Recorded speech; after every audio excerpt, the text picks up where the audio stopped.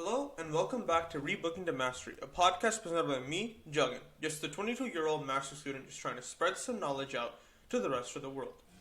By reading books and kind of dissecting and looking through some of the information we can find in between the lines and on the lines.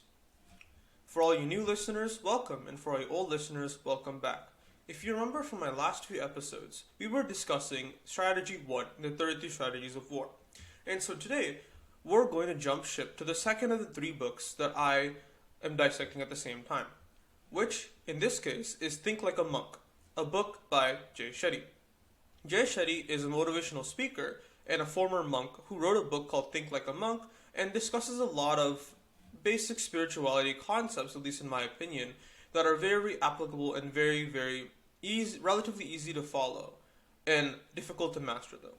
So, a few podcast episodes ago, we talked about the first chapter, which is about identity, which is being who you think you are. And so this next episode will be dedicated to negativity, with the title being, according to Jay Shetty's chapter, The Evil King Goes Hungry. And so we're going to discuss a bit about negativity in this two-part episode. So, primarily, let's think about what negativity is. So negativity doesn't have a singular source, nor is it single-headed. Negativity can manifest itself in conversations.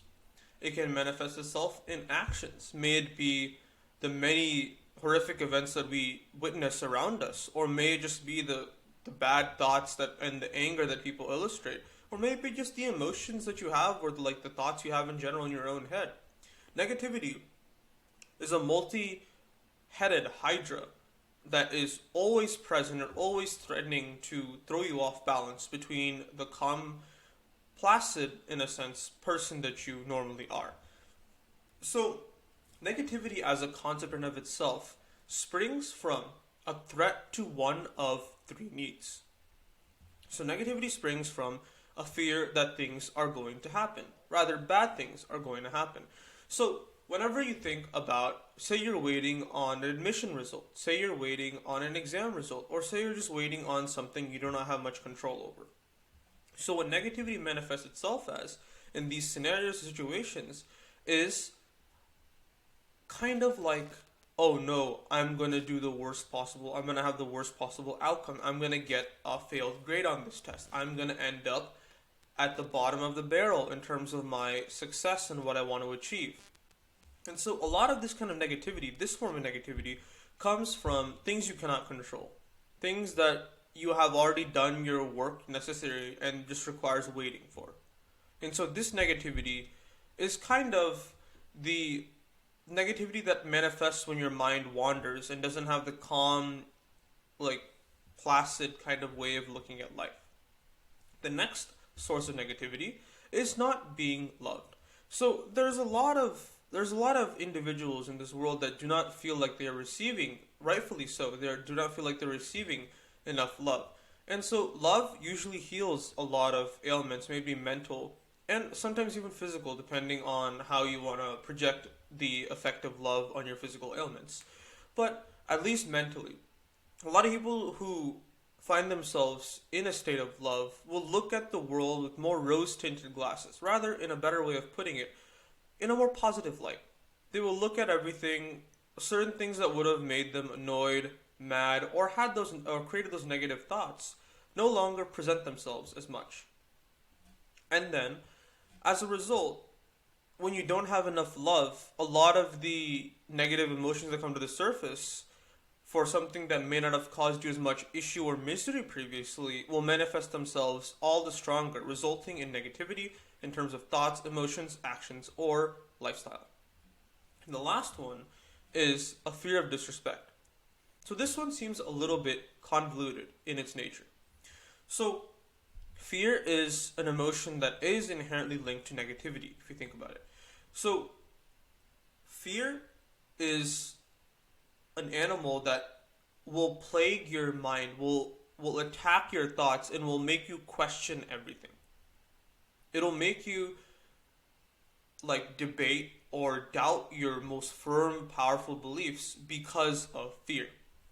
And so, this fear of disrespect comes from the fear of the loss of peace or love or understanding. Rather, understanding being the primary one. Because disrespect usually comes from a source of miscommunication. Disrespect as a concept is generated by people not understanding your boundaries, not understanding your needs, or not understanding what you hold dear to yourself and stepping over them, intentionally or unintentionally. And this fear of disrespect, or even the disrespect you do receive, this lack of understanding you receive, creates these negative thoughts. Regardless of the true blame, may it have been intentional or unintentional, it manifests and crafts these negative thoughts. So overall, bad things that are going to happen, not being loved, or the fear of disrespect, are what create and craft this negativity inside of us. And this can be boiled down to the loss of peace in your own mind, the loss of love, or the loss of understanding. And so, this amalgamation of what negativity is usually can be fought off if needs are met. However, that you cannot always expect or see yourself having all these needs met. However, understanding or manifesting or accepting the fact that you are having these negative thoughts and it is due to such a thing or such a feeling will allow these, or will allow and create these thoughts, like they will cause them to simmer down in a sense. They obviously will not disappear, but there will not be so much emotion attached to it. And eventually, you'll find themselves disappearing or abating so much they eventually disappear. So join me next time as we continue to discuss the idea of negativity and how we manifest negativity out in the rest of the world. Thank you so much for listening, and if you'd like to follow my content, drop me a follow on Instagram and TikTok at Rebooking to Mastery, and follow me on whichever platform you're listening to. Thank you.